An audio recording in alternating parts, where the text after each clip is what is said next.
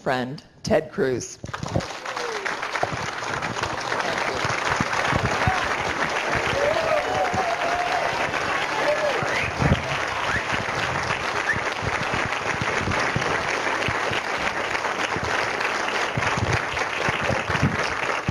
Thank you very, very much. Kelly Ayotte is a rock star. Let me tell you, your senator is tough as granite. There is no stronger advocate of the men and women in our military in the U.S. Senate than is Kelly Ayotte.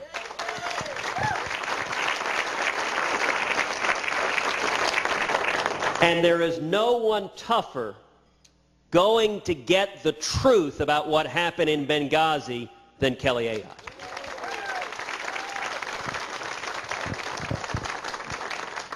Your senator is part of a new generation of leaders who are stepping forward. And let me say, on behalf of Texans and on behalf of Americans across our great nation, thank you to the state of New Hampshire for your tremendous Senator Kelly Ayotte.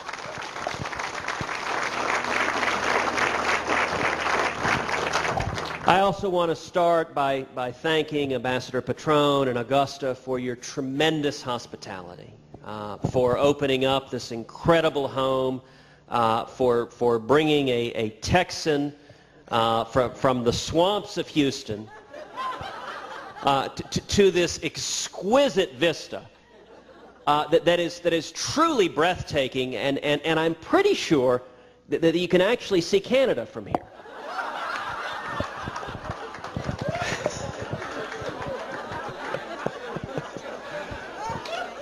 So I appreciate y'all going above and beyond to welcome me.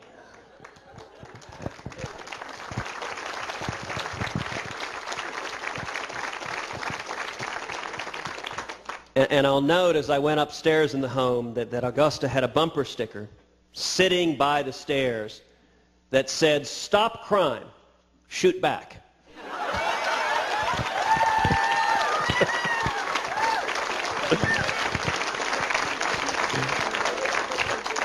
And that is really how you make a Texan feel at home.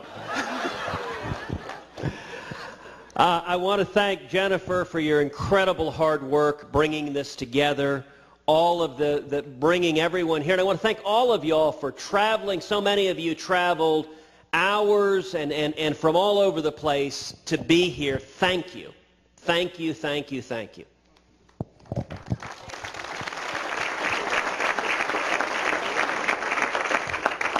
Now, I do need to begin with just a warning.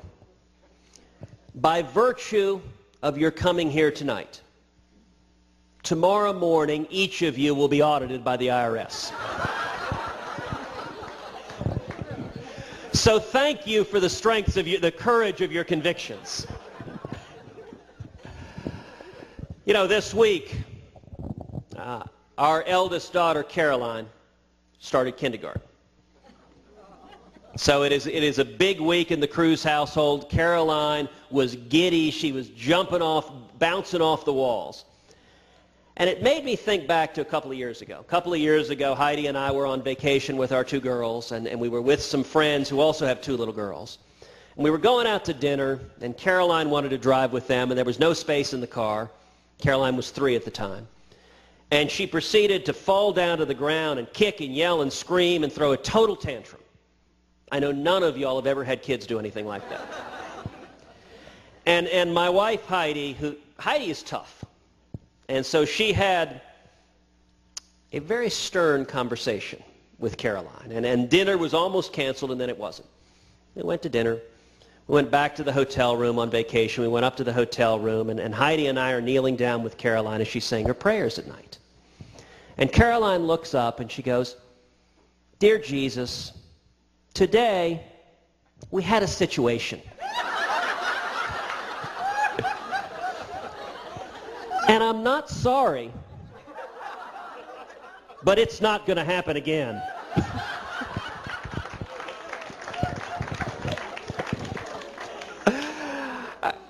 Heidi and I just bit our tongues not to laugh out loud at that precious, precious prayer. And you know what? That's why each and every one of us is here today. We're here because of our kids. We're here because of our grandkids. We're here because we're worried about the direction this country's going. And we're here because we want to make sure our kids and grandkids have every bit of opportunity and even more that we were blessed to have. And so I want to come here today with just a word of hope and optimism. Something incredible is happening, I am convinced.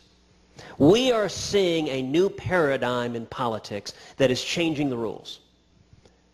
And that new paradigm is the rise of the grassroots.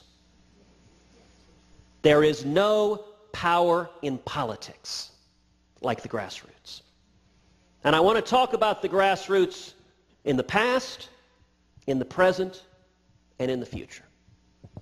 In the past, I want to give the example of my race for Senate in Texas. Now, when we launched the campaign, January of 2011, I was at 2% in the polls.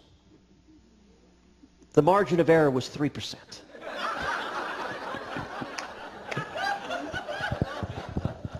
Those were our real poll numbers. I'm not making that up. I was really, really excited with those numbers.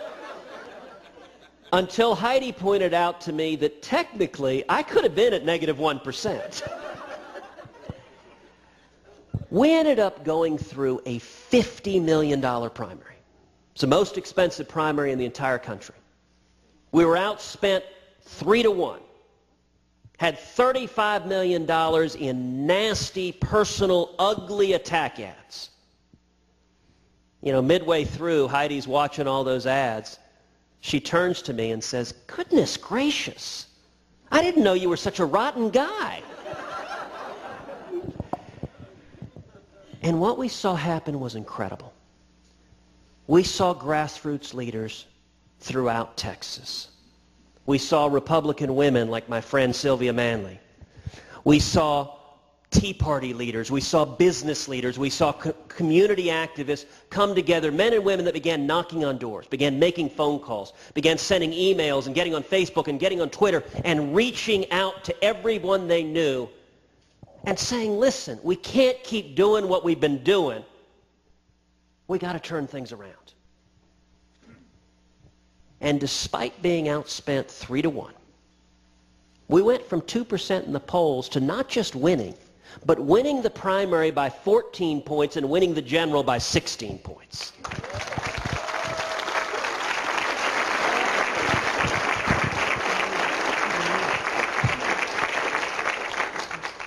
That was a testament to the grassroots. It was a testament to the power of men and women across the state with a passion to turn our country around. And I'll tell you, I don't think I have ever been a part of anything in my life that was more humbling and inspiring. I'll tell you a true story from the campaign trail. I was up in Lubbock, Texas during the runoff. And an older gentleman came up to me, someone I didn't know. And he put his hand on my shoulder. He said, "Ted, I'm 74 years old. I'm retired. I gave you $2,500 for the primary out of my retirement savings." And he said, "Tonight, I'm giving you another $2,500 for the runoff out of my retirement savings. Because if we don't stop what's happening in this country, my retirement's going away." Now look, that's powerful when you look in someone's eyes and they're saying, "Please help us turn things around." That's the power of the grassroots. Now let's talk about the present. You know, one of the very first fights that I was privileged to be a part of in the Senate was standing side by side with my friend Senator Rand Paul in his 13-hour filibuster on drones.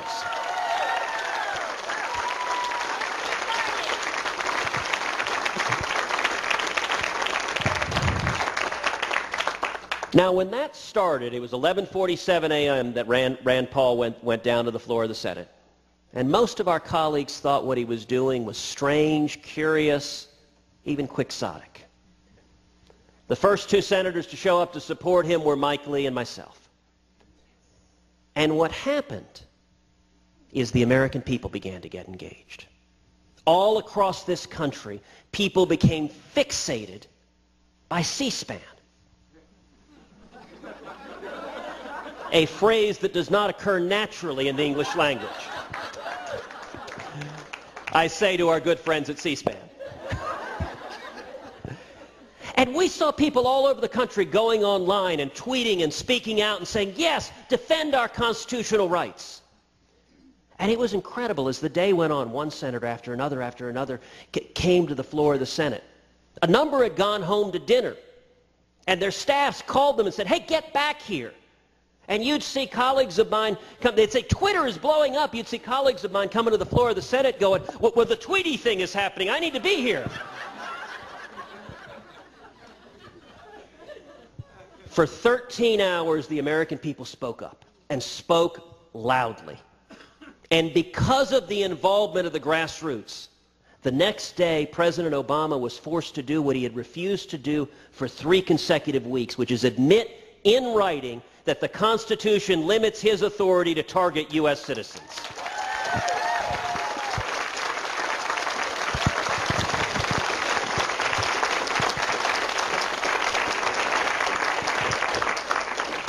That was a victory of the grassroots. That couldn't have been done from Washington. It could only have been done from the American people. You know, the next big fight we got involved in was the battle over guns. Now, we all remember the horrific, heart-wrenching tragedy in Newtown, Connecticut. And unfortunately, following that tragedy, President Obama didn't come out and say, let's go after violent criminals. Let's do everything we can to stop violent crime. Listen, I think violent criminals, we ought to come down on like a ton of bricks.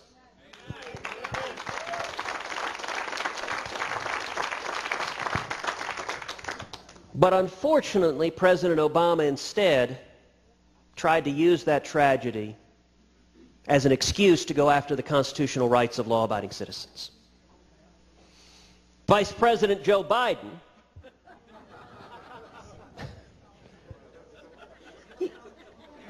you know, you don't need a punchline.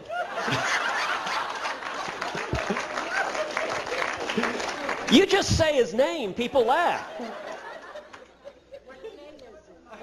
But Vice President Joe Biden told all of us, said if anybody attacks your house, just go outside with a double-barreled shotgun and fire both barrels in the air, which is very, very good advice if it so happens you're being attacked by a flock of geese. But let me tell you, that fight over guns, in the early days and weeks, that fight looked unwinnable. The momentum was entirely with the president. All of the media told us it could not be won, and there were lots of senators on the edge wavering. A handful of senators stood up and said, we will filibuster any legislation that undermines the Second Amendment right to keep and bear arms.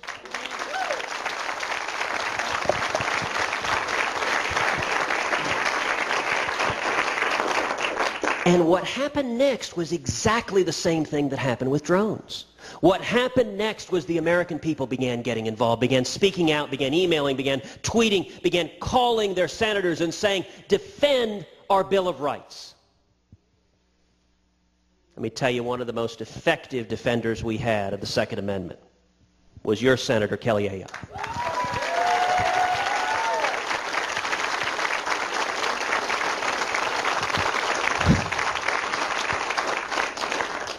And any New York mayor who thinks he can come up here and bully the senator from New Hampshire seems a little bit confused by the concept of live free or die.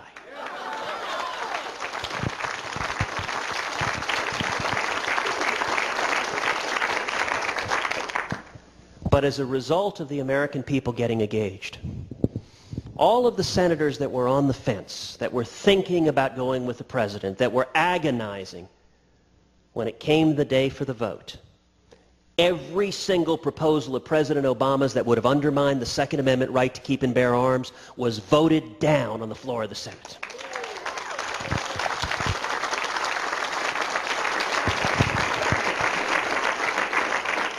That's the power of the grassroots.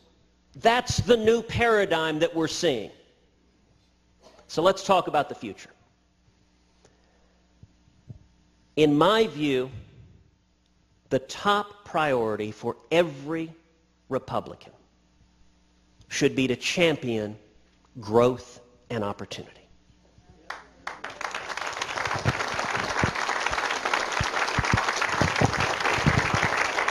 You know, in the last 4 years, our economy has grown, on average, 0.9% a year.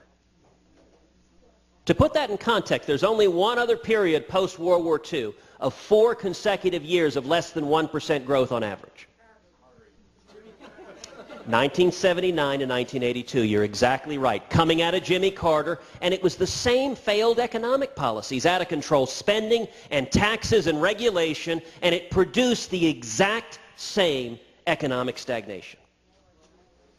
Now listen, I think restoring economic growth ought to be a bipartisan objective. It ought to be the top priority of every elected official, Republican or Democrat. Because, you know, growth is foundational to everything else. If you want to turn around unemployment, we got to have growth. If you want to turn around our unsustainable debt, you got to have growth. If you want to maintain the strongest military in the world to protect our national security, you have got to have growth.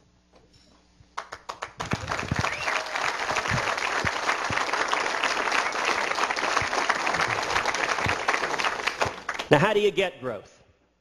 3 simple steps. Number 1, finally reining in the out-of-control spending and unsustainable debt in Washington.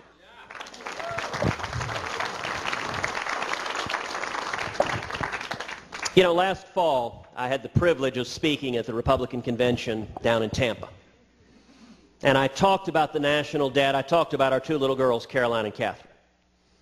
That evening, Heidi and I got back to the hotel rooms, about 1:30 in the morning. I pulled out my iPhone, began looking at Twitter. And it so happened that Paula Poundstone, the comedian, was watching the convention that night. I guess she didn't have anything better to do. And she sent a tweet. She said, Ted Cruz just said, when his daughter was born, the national debt was $10 trillion. Now it's $16 trillion. What the heck did she do?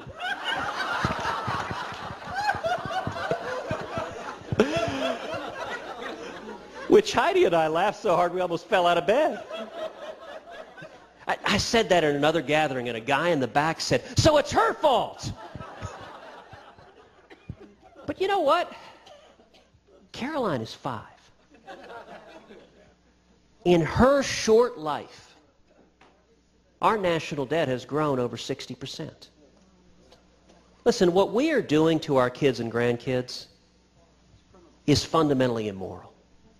It is wrong. If we don't turn back from this path, they're going to spend their whole adult lives not working to meet the challenges of the next generation, not working to meet the challenges of the future, but working to pay off the debts that we're racking up. Our parents didn't do that to us. Their parents didn't do that to them.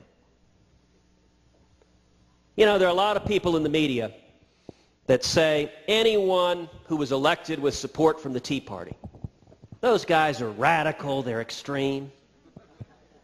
I have to admit, I just have to chuckle at that. It is only in Washington, D.C. that it is considered radical to want to live within your means.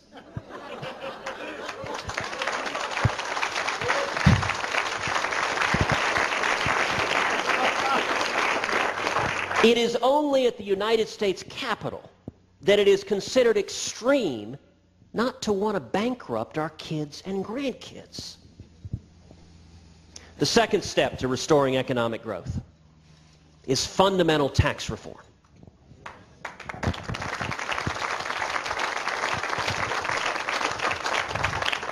Our tax code is far too complicated. It's far too Byzantine. You know, there are more words in the IRS code than there are in the Bible. Not a one of them is as good. Every year we spend roughly $500 billion on tax compliance, on lawyers, on accountants. That's roughly the entire budget of our military.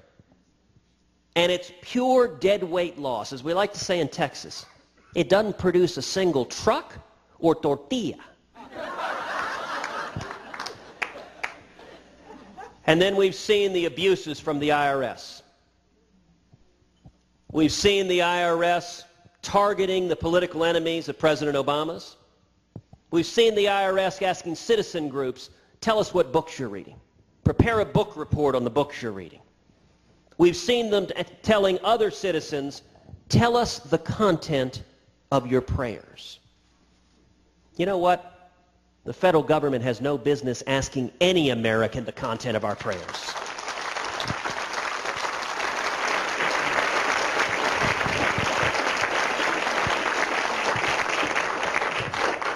Now, on one level, this scandal reflects the corruption and abuse of power of the Obama administration. But on another level, it is indicative of just too much power in Washington.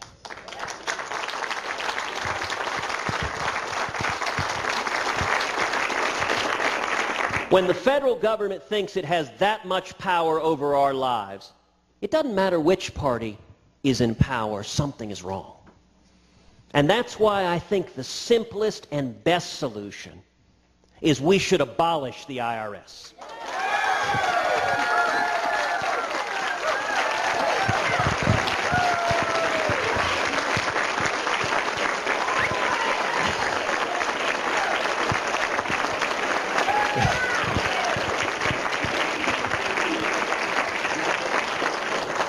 We should move to a simple, fair, flat tax so every American can fill out his or her taxes on a postcard. Now, in Washington, D.C., that's what's known as crazy talk. Because listen, let's be very, very clear. Abolishing the IRS, that ain't going to be easy. And the reason is there is an army of lobbyists on K Street who make hundreds of millions of dollars getting exemptions to the tax code, and frankly, there are career politicians in both parties with a vested interest in maintaining the status quo. I don't know how many of y'all have run across management consultants, but they have a phrase called BHAGs, big, hairy, audacious goals. Abolishing the IRS is a big, hairy, audacious goal. But if I'm right that we're seeing a new paradigm, the rise of the grassroots, the ability of the American people to hold elected officials accountable, it is only through that new paradigm that we can get that done. The third piece to restoring economic growth is regulatory reform. President Obama has unleashed regulators like locusts on small businesses, destroying jobs. Only problem is you can't use insecticide on the regulators.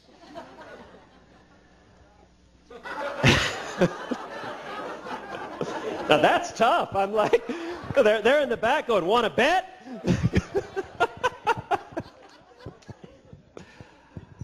And there is no more important regulatory reform we could do than to repeal every single word of Obamacare.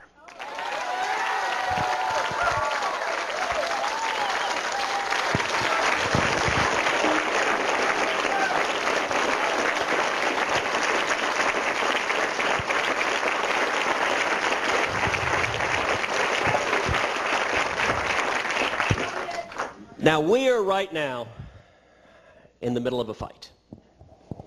We have, I believe, the single best opportunity we have had to actually succeed in stopping Obamacare. On September 30th, 38 days from today, the continuing resolution that funds the federal government expires.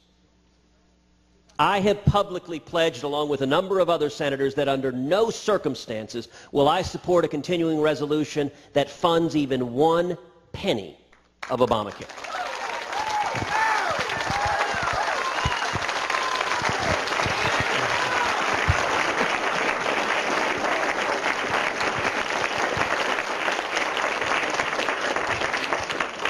Now let me take a couple of minutes talking about this, in terms of why it's important and how we can win. There is bipartisan agreement right now that Obamacare isn't working. The lead author of Obamacare, Democrat Senator Max Baucus, has publicly described it as a huge train wreck. That's the guy who wrote it. Now maybe he didn't read it. The president of the Teamsters, James Hoffa, has publicly said Obamacare is destroying the 40-hour work week that is the backbone of the American middle class. Now that's not me saying that, that's the Teamsters. The IRS Employees Union has publicly asked to be exempted from Obamacare. These are the guys in charge of enforcing it on us. And most strikingly, President Obama has now unilaterally and lawlessly exempted members of Congress from Obamacare. Shameful. That's exactly right. It is shameful. You know, that happened after Harry Reid and the Senate Democrats sat down in a closed-door session meeting with him, where, according to public reports, they basically begged, let us out from under Obamacare. Let me tell you, I think the biggest divide in Washington is not a divide between Republicans and Democrats. It is a divide between entrenched politicians in both parties and the American people.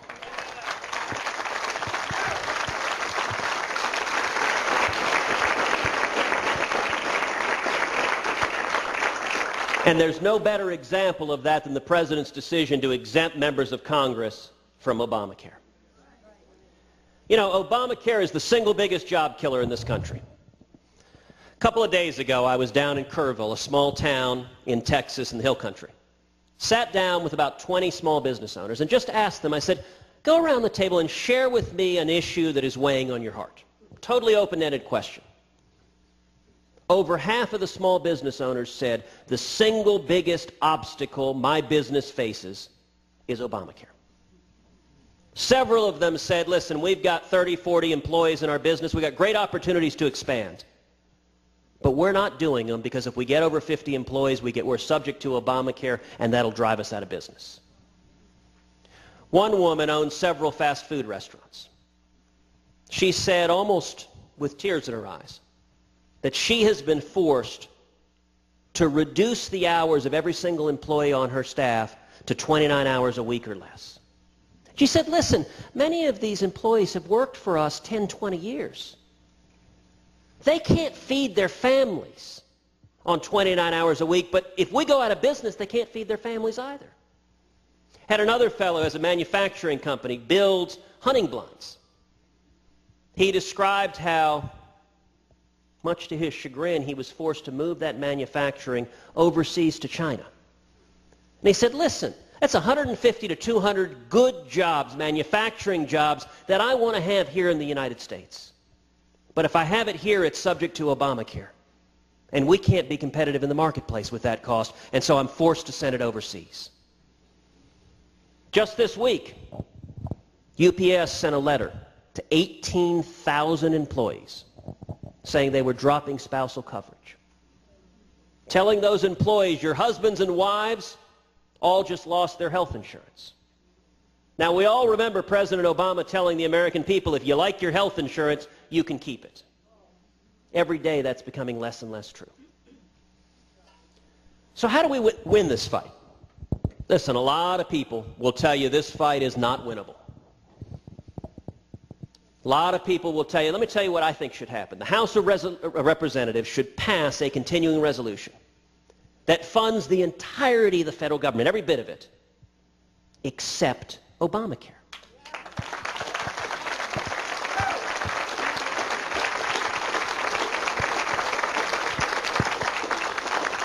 And they should explicitly prohibit spending any money, mandatory or discretionary, on funding Obamacare.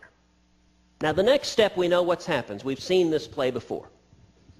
President Obama, Harry Reid, will scream and yell. Those mean, nasty Republicans are threatening to shut down the government. And then we got to do something Republicans haven't done in a long time. Stand up and win the argument.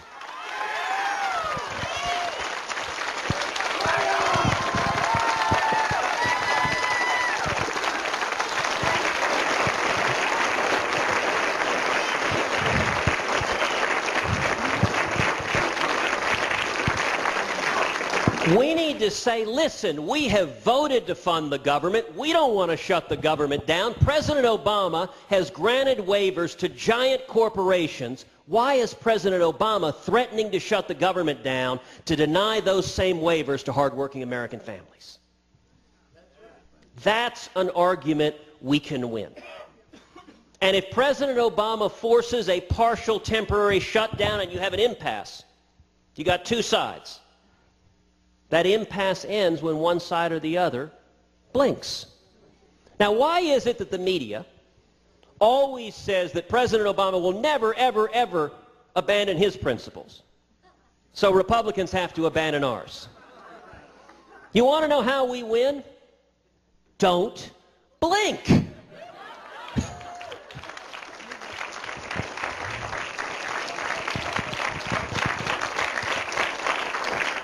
Now, at this point, I'm going to be brutally honest. We cannot win this fight if the ordinary rules of Washington apply. If the forums in which I need to make this argument are the smoke-filled rooms of Washington, D.C., we can't win this argument. Cannot be done. Someone okay over there? Okay.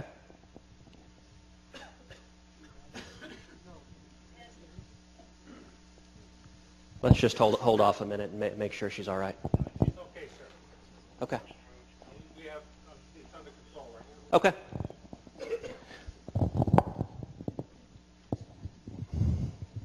The ordinary rules of Washington won't win this fight. I can't win this fight. Mike Lee can't win this fight. There is no elected politician in Washington who can win this fight. Only you can win this fight. The only way this fight can be won is if I'm right that we're seeing a new paradigm, a new model, the rise of the grassroots. You know, it's interesting. Reporters have been asking, well, how's it going convincing your colleagues in Washington? Listen, the plan to defund Obamacare has been called deceptive, deceitful, nuts, crazy, stupid, and wacko. And that's just by Republicans. But the answer I give to our friends in the Fourth Estate is, listen, I'm not trying to convince my colleagues. I'm trying to make the case to the American people. A national website has been launched, don'tfundit.com, don'tfundit.com.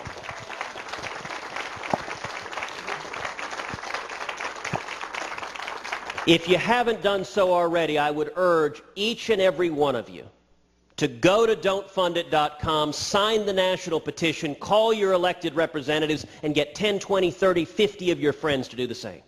Can we make it Banner's homepage? Do you know, in just a few weeks, we have gotten over 500,000 signatures on don'tfundit.com? In just a few weeks.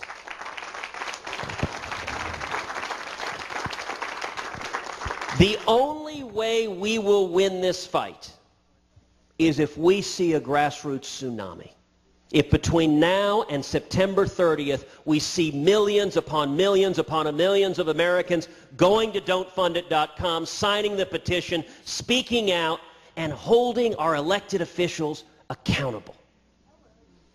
There's nothing that gets an elected official's attention more than hearing from his or her constituents. And let me tell you, liberty is never safer than when politicians are terrified.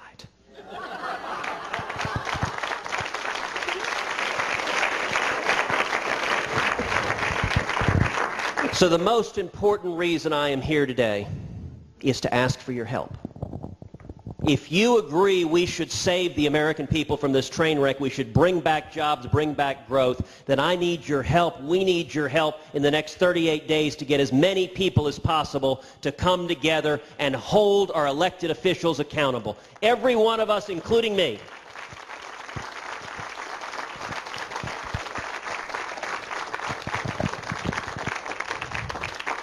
And let me tell you the most important reason economic growth is important. Because it's foundational to opportunity.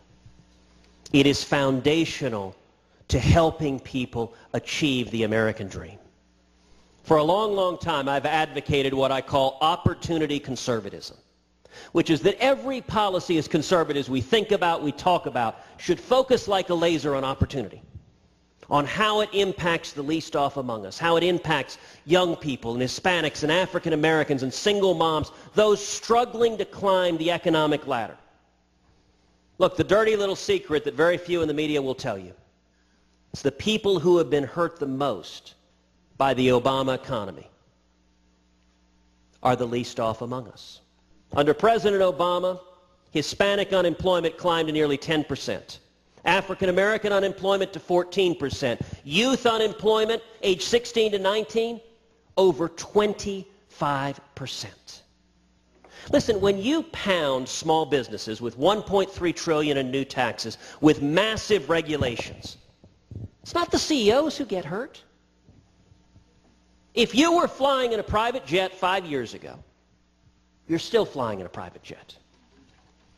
The people who are getting hurt are those struggling to climb the economic ladder. The ones who are finding their hours forcibly reduced to 29 hours a week are the single moms trying to put food on the table for their kids. In the last election, Jay Leno, right before the election, said, "So the Obama campaign is targeting first-time voters." Well, of course he is. The second-time voters have all graduated. They can't find a job.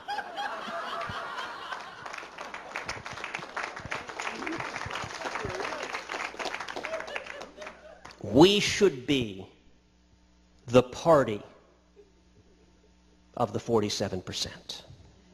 We should be the party of those climbing the economic ladder, because you know what? The American free enterprise system has been the greatest engine of prosperity and opportunity the world has ever seen.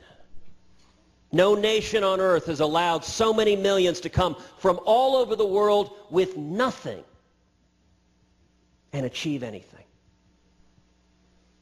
I want to close with two final observations. One, in my life, as in all of your lives, freedom, opportunity, they're not abstract concepts. They're not things we read about in a book. They're real and personal, and they're part of who we are. In my family, my dad is from Cuba. He grew up in Cuba, and as a kid, when he was 14, he began fighting in the Cuban Revolution. He was thrown in prison and tortured by the Batista regime, beaten almost to death. Today, my father's a pastor in Dallas. To this day, his front teeth are not his own because they were kicked out of his mouth when he was a teenager. My dad fled Cuba in 1957, and he came to Texas. When he landed in Austin, he was 18 years old. He couldn't speak a word of English. He had nothing but $100 sewn into his underwear. I don't actually advise carrying money in your underwear. And he got a job washing dishes. He made 50 cents an hour. And it's an hour. And he worked 7 days a week. He paid his way through the University of Texas. He went on to get a job. He started a small business, and he worked towards the American dream. When I was a kid, my dad used to say to me over and over again, when we faced oppression in Cuba, I had a place to flee to. If we lose our freedom here, where do we go?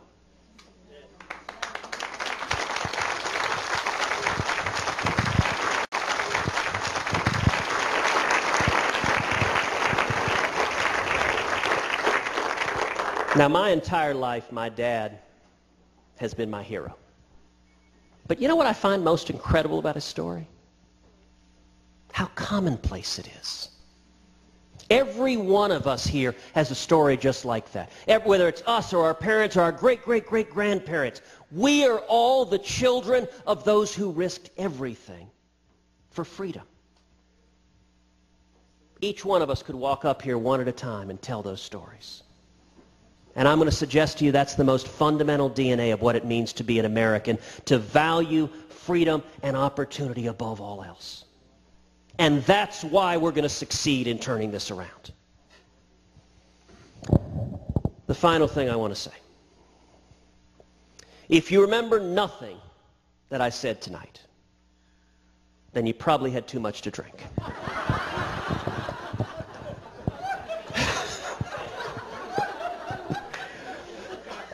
If you remember one thing that I said tonight, let it be this. That as dire as things look right now, I am profoundly optimistic. We've seen things look dire before. I'm optimistic for three simple reasons. Number one, we're right. Freedom works.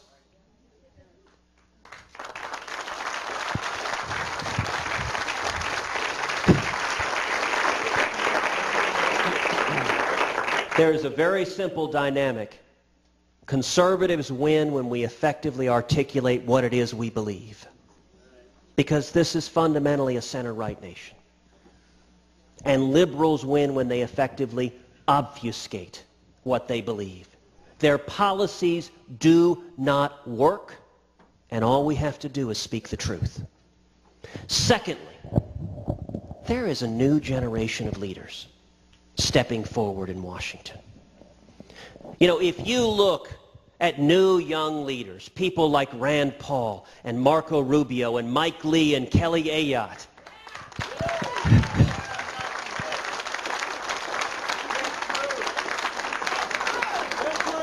you know what is incredible? 5 years ago, not a one of them was in office. You have to go back to after World War II to see an instance where the generation of leaders who were effectively defending free market principles is a new generation stepping forward. And let me suggest something. If you look at that new generation, they're almost exactly the same age. You know, in my instance, I was 10 when Ronald Reagan became president. I was 18 when Ronald Reagan left the White House. Now, you know how for the World War II generation, many of them would refer to FDR as our president? I can tell you this, I will go to my grave with Ronald Wilson Reagan defining what it means to be president.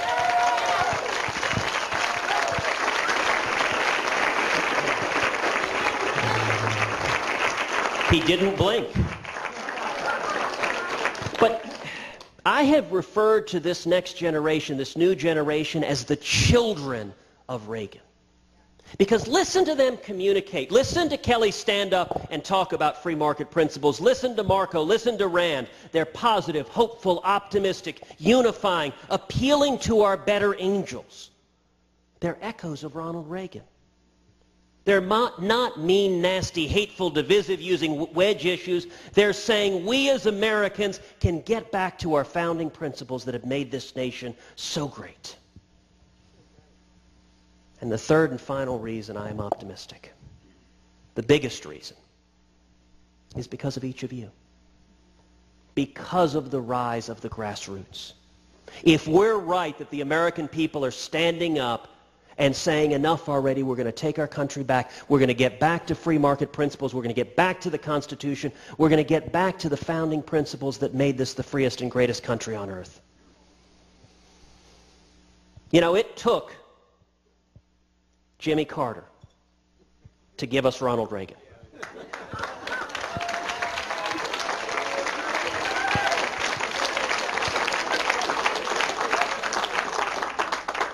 And I am convinced that the most longest lasting legacy of President Obama is going to be all of us standing up together, arm in arm, to restore that shining city on a hill that is the United States of America. Thank you, and God bless you.